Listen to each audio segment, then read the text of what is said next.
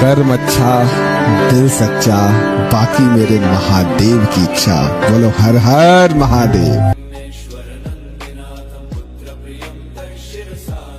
नमामि देवं भवदुःखशोकविनाशनं चन्द्रधरं नमामि नमामि गङ्गाधरमीशमीड्यमुमाधगं देववरं नमामि नमाम्यजादिशपुरन्दरादिसुरासुरैरचितपादपद्मं नमामि देवी मुखवादनानैक्षार्थमक्षित्रितयं यैष पञ्चामृतैर्गन्धसुधूपदीपैर्विचित्रपुष्पैर्विधैश्च मन्त्रैः अन्नप्रकारैः सकलोपचारैः